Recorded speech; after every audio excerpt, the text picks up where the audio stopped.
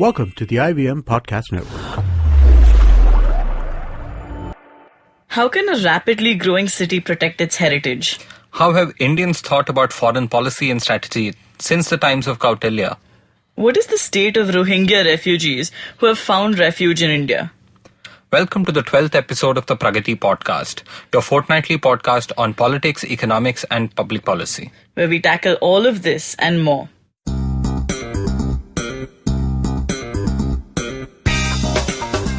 We are your hosts, Hamsini Hariharan and Pavan Srinath. In the last episode, our guest was Saurabh Chandra, a tech entrepreneur from Bangalore. Saurabh spoke to Hamsini about the future of the information technology industry in India. In the first half of today's episode, Pavan and I catch up on news, and in the second half, I sit down with Aparna Pande to look at how India's foreign policy has evolved over the years. Aparna Pande is a scholar at the Hudson Institute in Washington, D.C. and is a well-known foreign policy analyst.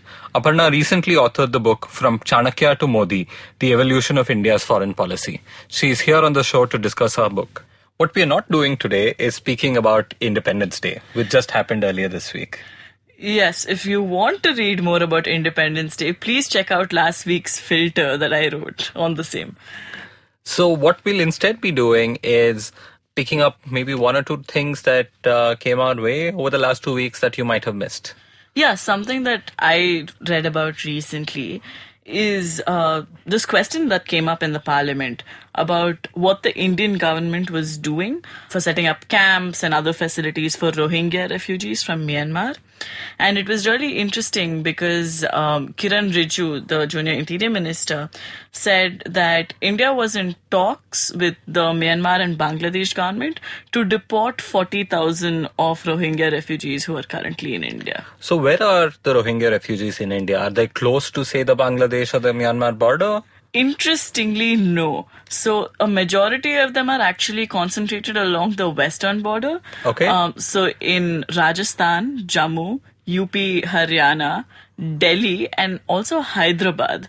Okay. And so there have been a few issues. In April this year, the Chamber of Commerce and Industry in Jammu said that they would launch an identify and kill movement if the government didn't pay heed to moving the Rohingya refugees somewhere else. And the government's also said that the refugees face, they pose huge security problems for the country. But Debbie, what is the status of refugees who come into India? Does India have an articulated refugee policy? Do we work with the UN on this? Okay, so India has no refugee policy whatsoever. We haven't signed any of the UN refugee conventions till date. And what we say is that we follow the norm. So India says we've always been a home for people. And the most famous citation they have of this is that in 1971, they welcomed 9 million refugees from East Bangladesh. So they said, we don't need a refugee policy. We will do this on a case-by-case basis. So what are they doing in this case? So in this case, what they said is that of the 40,000 refugees, 14,000 of them have been granted refugee status by the UN. But the remaining 26,000 are illegal immigrants, and anyone who doesn't have proper documentation will be sent back. But this is an absurd argument to make on many levels. One is that India hasn't signed the UN Refugee Convention, but it's still saying we will recognize anyone who the UN has recognized as a refugee. India has no definition of a refugee whatsoever, unless the army has set up camps or other facilities, like it's done in the past with like Tibetans or Sri Lankans or other communities. Okay. But having said this, India in recent times also made a policy change where they welcomed, I think, religious minorities in neighboring countries, right? Yes, they did. But that was the Citizen Amendment Bill that was in 2016. It hasn't been passed as an act, where they said that they would welcome Christians from Afghanistan, Hindus from our neighboring states, but left out any other mention of refugees. They said if these people... And Sikhs from Pakistan. Yes, right? Sikhs from Pakistan. They said if these people have stayed in India for long enough a period, then we'll give them citizenship. All right. So it's not about accepting new people across the border. It's about conversion of status of those who might already be there. Yes. But even here, Rohingyas are also a religious minority in a country which is primarily Buddhist, right? Yeah. So perhaps the same rules should apply. The same rules should apply. And a lot of people are saying, India can't follow customary law whenever it wants. It can't say, oh, we follow the norm with respect to persecuted minorities in one place. But on the other hand, they're not following non-refoulement, which is forcing refugees to go back to a place where their lives are in mortal danger. And also, I guess this is complicated because of India's ongoing sort of talks, and I don't want to call it a conflict with Bangladesh, but the status of Bangladeshi illegal immigrants in India, where sort of India tells Bangladesh that it has so many million illegal refugees, and Bangladesh says, no, we have zero. So Bangladesh recently said that New Delhi is helping them solve their own migration problem with respect to the Rohingyas. So they've set up this tiny island in the Sundarbans where they said that all the Rohingyas were going to be relocated. There are about 1 lakh Rohingyas currently in Bangladesh, and they're looking for India to help them out in some way. Yeah. So I think I remember our colleague Nitin having an interesting idea about how to manage Bangladeshi migration into India, where the big challenge was a demographic change happening in certain border districts in Assam and so on, which can only be diffused effectively if India has a policy where the government can help redistribute refugees coming in. And we're a big country, and there are many parts in the country where labor is still in short supply. And, refugees are welcome and often assimilate quite well into Indian society. So if assimilation was an issue, I totally get it. And of course, security concerns will remain. So similarly, I think with the Rohingya case, I think we have to take the moral high ground. India has to be proactive beyond what they do at home as well if they want to perhaps solve this. Yeah, I agree completely. I think what we need is a refugee policy. I get that we don't want to bind ourselves to commitments that we make on an international scale, but considering the way things have evolved in the Indian subcontinent and how India's as the big brother always has to take responsibility for these things, it would help us domestically to also have a refugee policy. Certainly. But okay, far away from refugees and Rohingyas, what have you been reading about, Pavan? So there's a tiny little development that's happened in Bangalore. I just want to use it as an excuse to talk about the larger issue. So Bangalore has recently set up a committee to manage heritage conservation in the city.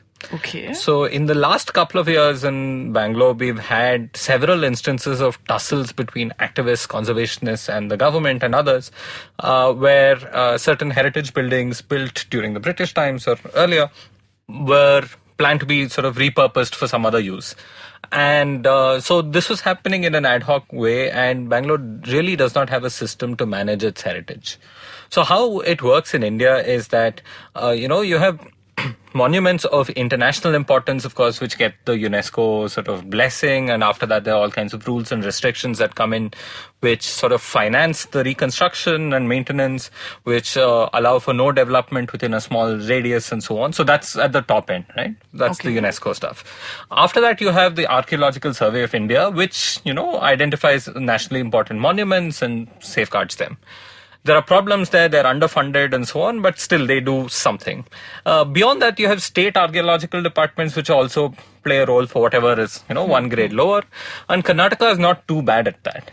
But the problem is in a city like Bangalore, first of all, our heritage might be a little younger, and there's a lot that happens in a city which comes outside the bounds of, state and nationally recognized monuments. And in a city, heritage needs to be looked at beyond individual buildings. Heritage can be an area, it can be, of course, there are all kinds of things about ways of life and so on. But as far as the state is concerned, the big thing is how do you preserve the look and feel of an entire area which has had great historical significance, which is very difficult to do in a rapidly growing city like Bangalore.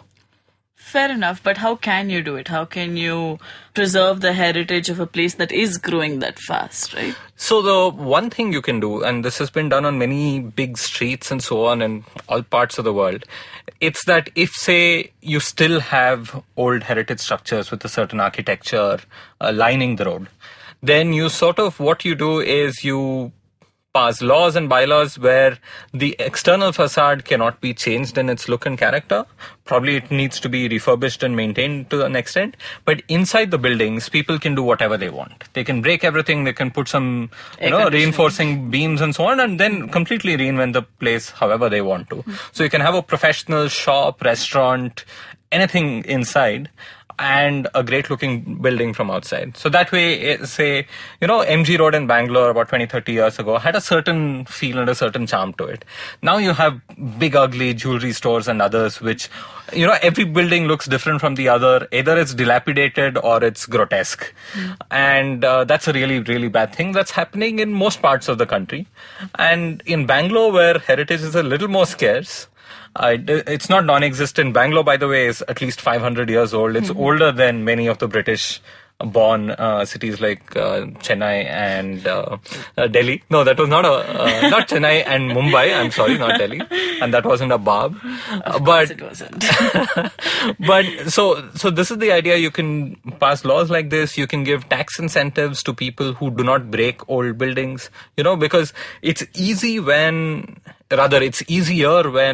heritage buildings are under public control, right? There the problems are inefficiency, bureaucracy, all of that, but you still have the control to do what you want with it. If heritage buildings are in private lands, then, people might decide that, real estate prices are high enough, I'm going to do what I want to over here. Yeah, that way the municipality or whoever's in charge of preserving the heritage has very little incentive and the funds, right, to go around and try to convince people. Yes, but this is one of those things where if you sort of maintain the heritage of a city, if you give it an identity, if things look beautiful, it has a huge impact on property prices in the city. It has a huge impact on economic growth. Bangalore is a big city where a lot of things happen, and it's a launching hub for a lot of tourism. But a lot more can happen in the city itself. So that you need public spaces and you need a lot of visible heritage. And Bangalore being so rapidly growing, most people who come in don't know that this city has a heritage to speak of, which people can go to and interact with. True, you don't think of Bangalore as a tourist destination in the traditional sense. Yes, right? No, not at all. So what is the value, apart from this, of city heritage? Well, apart from it, it's really figuring out how to generate some amount of positive social capital in the city. So this is a little big, this is beyond just heritage, but why do people go to New York and not litter? Why do people come to Bangalore for the first time and litter? The difference is that the norms of that city, New York, it's not just the laws, it's not just that you'll get fined. Singapore, you're a little scared of chewing gum. But when you go to New York, you're not scared of throwing litter. But you just know that New York's a clean city where people don't do certain things. So those kinds of positive norms that a city establishes can be very powerful. Unfortunately, Indian cities don't really have norms. And Indian cities are getting millions and millions of people coming in who have never lived in a city before. And the norms that make a village successful are very different. So in cities, you have to respect anonymity, you have to respect sort of privacy to a greater extent. You cannot intrude more easily, and you have to follow more things. You have to sort of figure out what not to do much better. And our cities are very, very bad at sort of guiding fresh migrants to such behavior. Is this a societal failure? Possibly, but it's something that we can fix. And I think heritage is a great pillar around which things like that can be built. Because if people can identify the city with something beyond, say, Vidhan Sauda, which is the only image, either Vidhan Sauda or UB City or maybe Lal Bagh Gardens, right? Yeah. That's about it. Yeah. And I think we need more in the city and in pretty much every other city in the country. True. The cities do deserve better in that sense. All right. Thanks, Pavan. We'll come back in the second half with Aparna Pande. We're from the Daily Pow, a Bombay-specific food and culture website, and we have a weekly podcast called the Podcast. That's Pow with an O, not with a V. Why is it with an O and not with a V when most people spell Pow with a V? Because it's Pow, not Pav. And you know some people also spell it with a U. Like P- Pow, like feet. Yeah. Like Pau Lagu. Yeah, like Paulagu. So weird. To listen to more of us and what we have to say about the city and its culture and its food, listen to the Podcast every week on IVM Podcasts. Hi, welcome back to the Pragati Podcast with me, Hamsini Hariharan.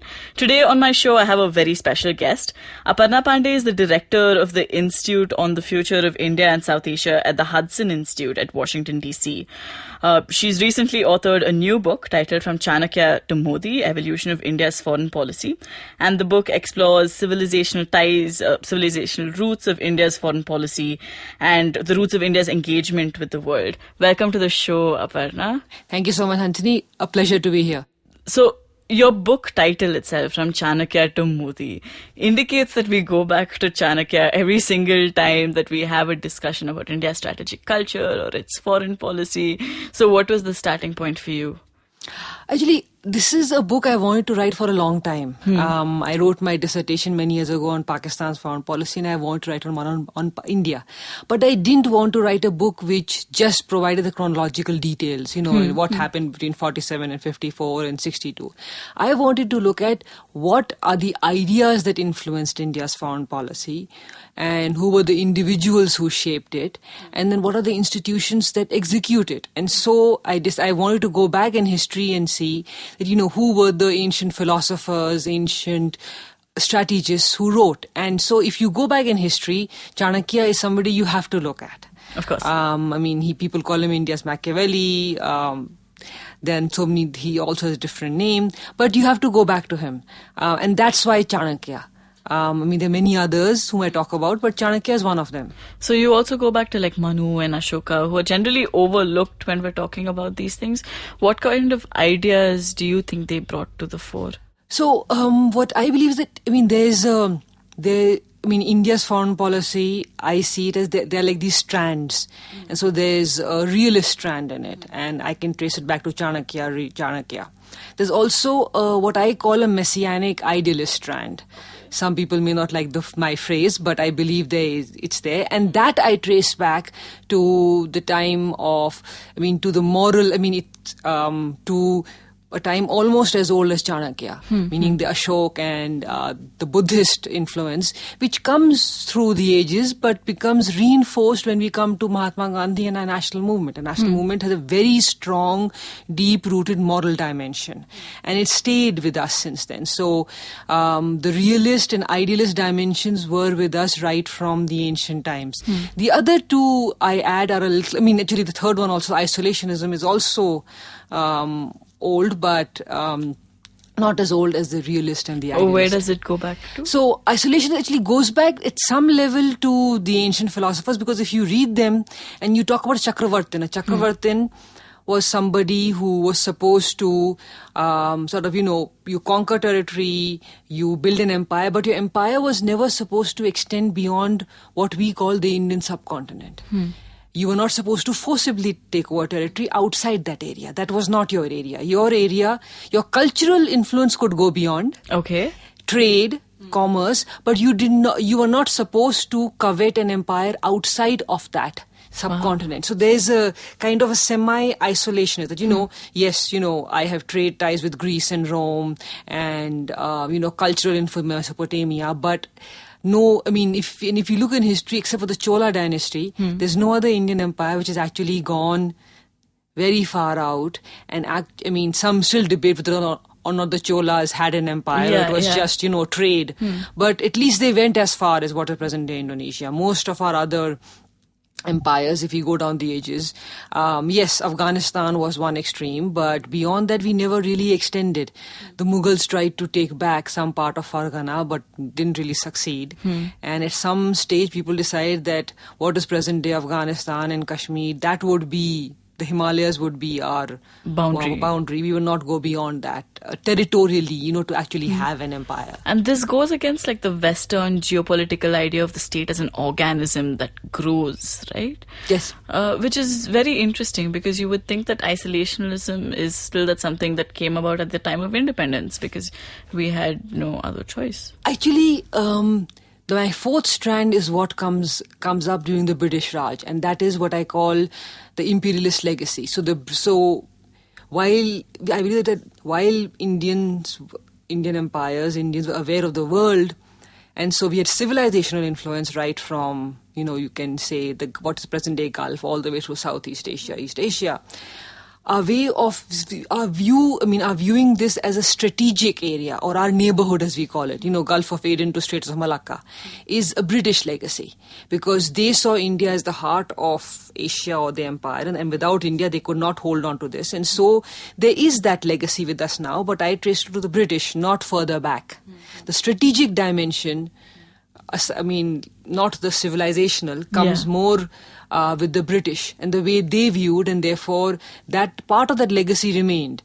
Now, part of it didn't, because under our founding fathers like Nehru especially, we wanted good ties with the Gulf, but we did not seek to have a strategic influence, keep our officers there, or in the case of Afghanistan, pay subsidies to the Afghan tribes. We didn't do that. Relations, yes, trade, commerce, everything, but a desire to sort of be focused inward, or have good relations, have an influence, but not necessarily maintain a sphere of influence like other powers did. But there are people who also argue that is sort of a pragmatic view that came from the fact that India couldn't, right? India didn't have the capability to look beyond itself, which is why we were inward looking. We had, a socialist method of planning and so on. So they were focused just on growth in a sense. Yes. So, our founding father, like Nehru did believe that, and most of the people at that time, along with him, believed that we need to focus within. It's still prevalent. There are many people who will tell you that why should we be a great power, or why should we be like the other great powers? Why don't we just be India, and we should focus within? That is true, but the question is that, I guess at the end of the day, we have to decide what we want to do. And so the reason, what I want to, I guess, encourage or provoke is a discussion that there are people who say we shouldn't be a great power. There are people who say we should become a great power. There are people who say we are already becoming a great power. But either ways, if we do, then do we have the wherewithal, and are we really interested? Because we need to want to focus on, whether it's military capability, economic capability, and a desire that, this is our neighborhood, we need to maintain influence, and so we should do things. Or we should say, fine, let's withdraw and not really care about what's happening outside. But we won't be able to. There's too much we depend on outside. True. At the end of the day, a lot of people say, India should become a great power just because that's the only way we'll survive, right? That's a really school of thought that runs. But just going to talking about like independence of foreign policy and strategic autonomy, that was such a big thing during the Cold War, right? Post-liberalization, there's this thing of what is India's foreign policy shaping up to be, which is still going on. What do you think of this entire debate about strategic autonomy in a sense? I have who's been a skeptic. I understand why non-alignment appealed. Because there were a couple of reasons. One, Nehru and many of his colleagues believed that India needed to be kept out of what they feared was going to be a third world war. They did not want to be part of military alliances. If you realize that to this day we don't want to be called an ally. Yeah. Friend, partner, all fine, but not an ally. Because alliance means military force. It doesn't mean anything else. Yeah. So there was that dimension, keep India out of. If you read Nehru's speeches, he says there's going to be a third war, there's going to be a world war, we have to stay out of it. Second part was that India was too weak. India needed to be developed and built, lift people out of poverty, build economy, build its resources. So don't spend money, because if you're part of an alliance, you'll have to either spend money or borrow money from others. Third was that there were diverse views at independence. What should India do? I mean, so Nehru's view was one, Patel's was slightly different. You had the Swatantra Party, you had the Jan Sangh, and you had the left. And so it would be very difficult if India had chosen either one of the two blocks. How do you bring consensus? And there was a belief that there should be consensus in what India does in this foreign policy. So I understand why they started off with it. I don't really know why it was continued for so many years, and why once Cold War ended, we seem to have moved from non-alignment to strategic autonomy. By and large means the same. Yeah. I do believe that at the heart of it lies this belief that when India was a colony, India could not take any decision. Indian leaders were not involved. Believe that nobody else should have a say. Now, it doesn't. We live in a world where any decision we take, we have to factor in what others believe in. But just like at some level at the United States, India too wants to be able to say that we took this decision because we wanted to, and in India's favor. I'll give you an example, recent one, Paris. Why did we sign that? I mean, what was our explanation? It is good for India. We chose October, Gandhi Jayanti, because we want to say that we are doing it for an Indian reason, and because it's good for India. And even after the United States has withdrawn from it, Delhi still maintains it is an Indian interest to be there. But the way we have, I mean, it's by and large, policies are how I present them to you. It's the same thing over the last 70 years, but I'm presenting it to you in a different way. And the argument I'm making is that it is in India. So this independence part is, even if it is very difficult, even if it is India's rarely been able to take a stand where there's nobody else standing. It somehow makes Indian leaders feel good to be able to say that we have walked this lonely path and nobody else has been with us, even though others have been. To reinforce that. Others have been things like, territorial integrity, partition legacy, the border disputes, which are sovereignty. Then there's, that South Asia or the subcontinent is very important. So every Indian Prime Minister, most of the strategists will tell you that our neighbors are our first layer of security. And that's again where that imperialist legacy comes, because Delhi believes that Delhi knows best. So, Nepal must keep our interests in mind. Why doesn't Pakistan understand? Sri Lanka must do this, and so must Bangladesh. And Bhutan, we by and large have had better relations with, but for different reasons. But most of the time with our neighbors, we want them to understand that they are our first layer of security. And to put us first. To put us first, absolutely. The only area where we actually send troops or commandos or try to make sure that nothing happens. If you go beyond that, economic foreign policy, we haven't really. It's only recent years, the last decade or two, that we've paid attention to. Before that, it used to be our business organizations, FICCI and the others used to do it. The diaspora, again, is something very new.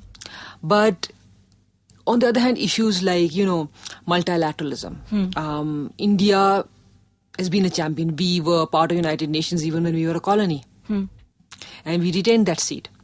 And we are a champion. We want to be on the Security Council. It matters to us. But any decision we take, any vote we take, again has to reflect our independence. So we'll very often vote against many of our friends, because it's a desire to project our independence. That's interesting, because earlier, through the Cold War, India was seen as the roadblock for a lot of things, right? Whether it was non-proliferation or the WTO rounds.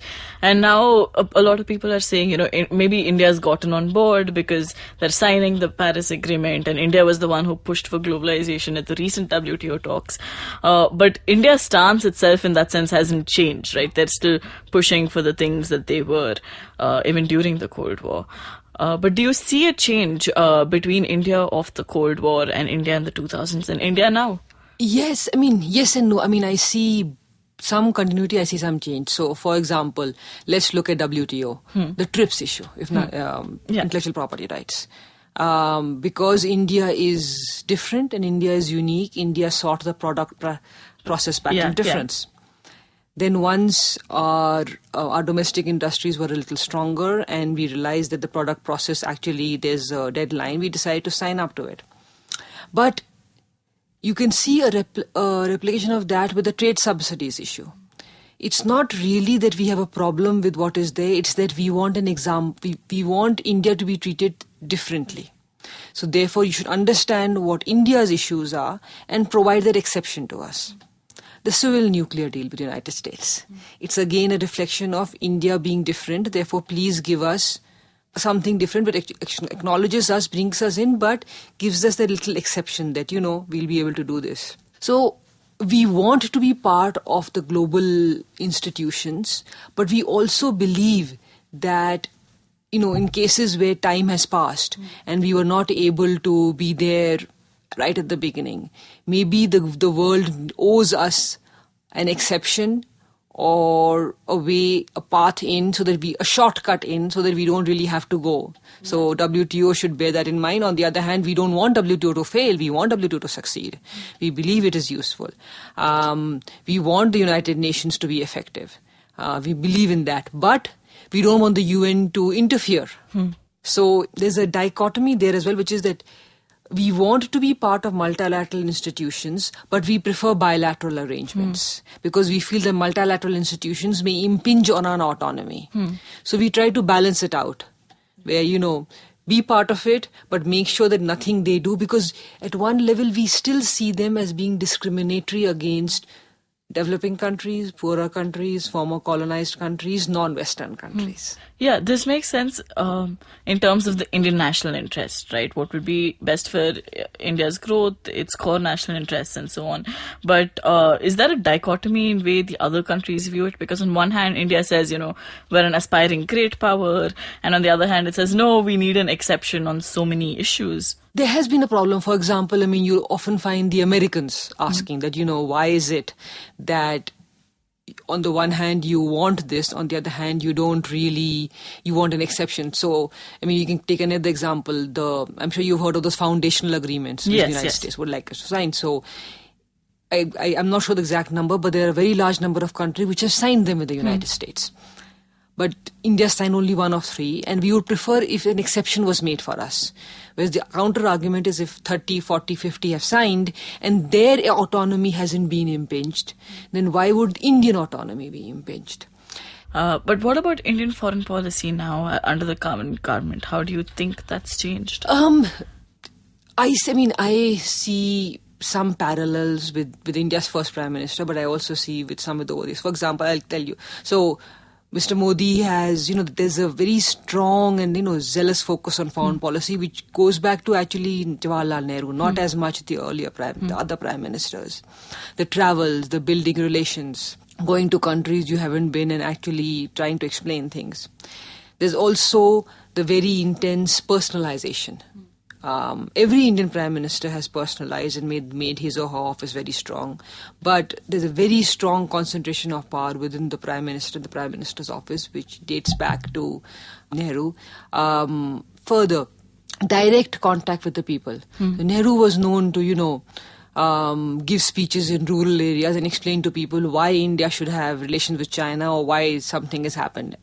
When he was asked, he would say, I have need to explain it to them. So the Man Ki Baat or Twitter are ways in which there's a direct contact between the leader and the public. And does he stress on foreign policy? No, the difference comes there. The difference comes that Nehru would actually explain foreign policy. Nehru also wrote weekly, fortnightly letters to chief ministers. There has been. So there's the change comes where that Nehru believed he was a teacher. So he had to explain things to everybody. They're very amusing ones also I've written in my book, in which he actually explains things like, what is the height of the broom which the person should use to mop on the floor so that his back doesn't hurt. Wow. And that it's, also efficient. So it ran the entire gamut from, what is important in the United Nations to the size of the broom. But the difference is that the focus now is more domestic. Focus is now more on, and that's, I guess, personalities. So the personality difference comes. I see the moral overtone. People may not, but I do. Yoga. is there. The belief that at in almost every foreign trip, there's been emphasis on what is the civilizational relationship, what is the cultural dimension, language. The differences which come are things like diaspora.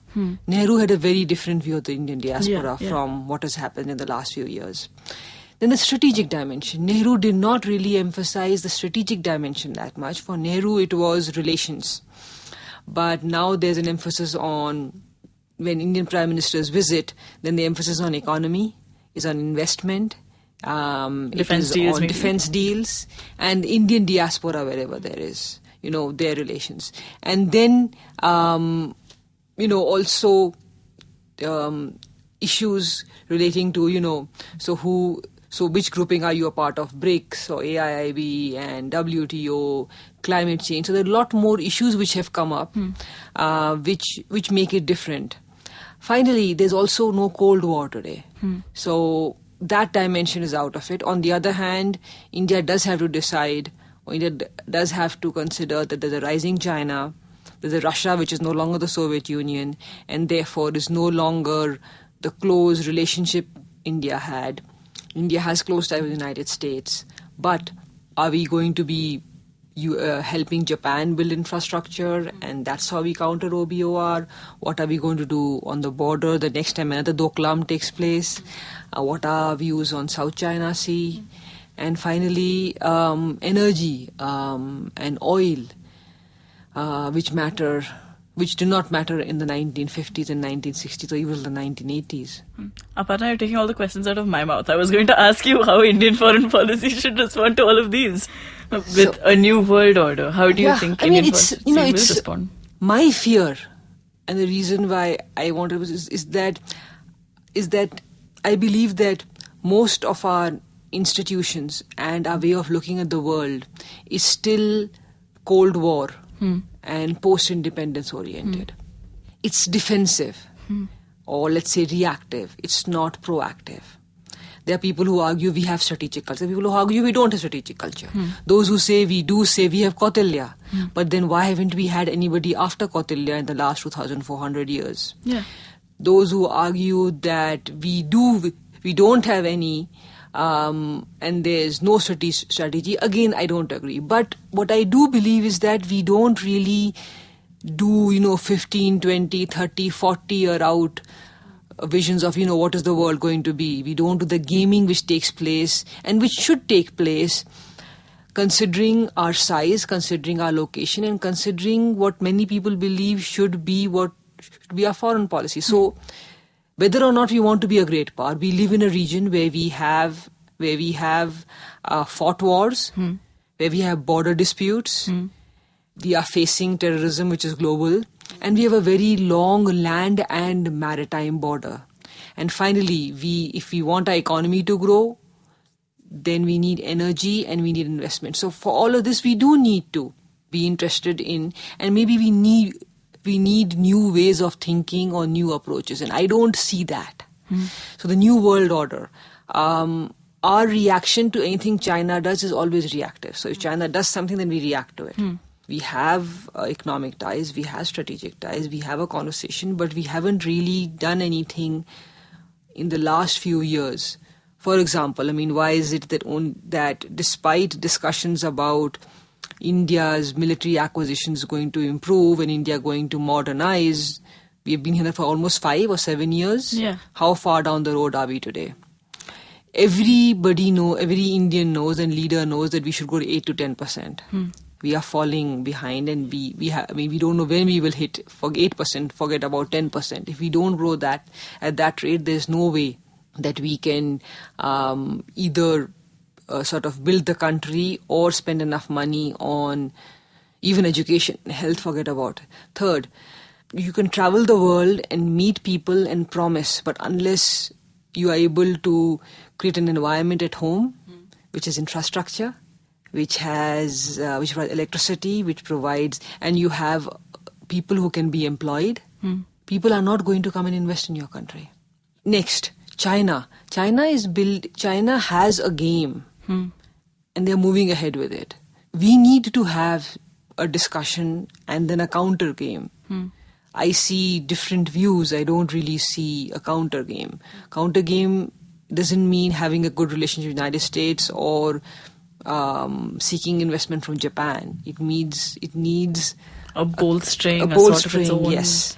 And that I don't really see, and I don't really know how much time that will take. And finally, we live in a world which has new threats arise in cyber and terrorism. Are we even thinking about that, or are we still fighting the old, conventional terrorism, counter-terrorism war in which, you don't have enough manpower, you don't have enough intelligence, you don't have enough technology, and you don't even have a trained police force who can go from door to door and find out information about you. Okay. Which is dubious for our foreign policy, the state of affairs, it sounds. But when you were writing in the book, what struck you the most? I expected there to be a lot more change from Prime Minister to Prime Minister.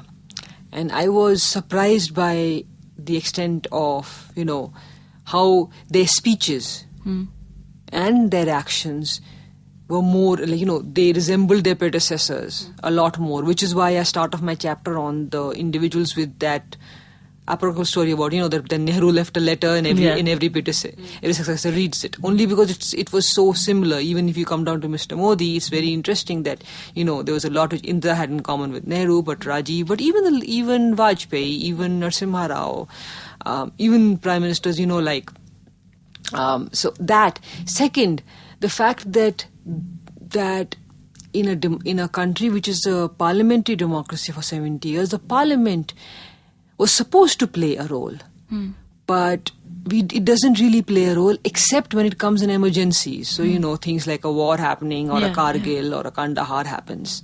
The fact that the committees of parliament. If we have framed our parliament democracy on the British, their committees play a much stronger role than ours do. Why have we never built them over the last 70 years? Some of the other things I knew, for example, the size of the foreign service and things like that. But these are the ones which were striking, that,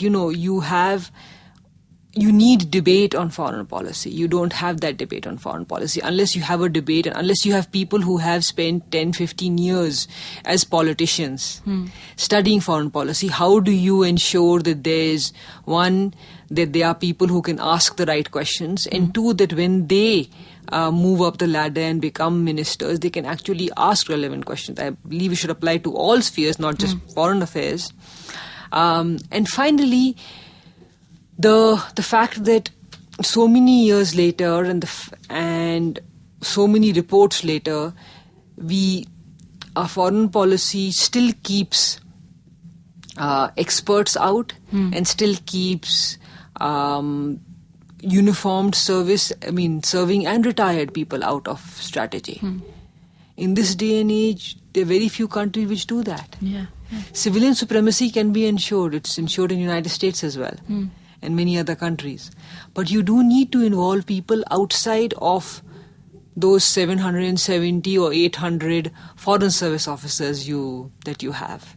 There are people outside, there are people in think tanks, there are people who write, there are people in the media, there are people who have retired, there are people in the uniformed services who know. And their input should come in. And it's interesting that we have not really paid that much attention to it till recently. It's changing now, but as you know, it's a long process. It takes some time. True. Well, hopefully we will start, at least through books and podcasts, to start bolstering debates around the country about foreign policy. Absolutely. Thanks so much for being here, Aparna. Thank you. It was a pleasure. Thank you. That's it for this episode of the Pragati Podcast. You can listen to the Pragati Podcast on the IVM Podcast app or any other podcasting app that you like to use. And of course, on thinkpragati.com. We'll see you next time.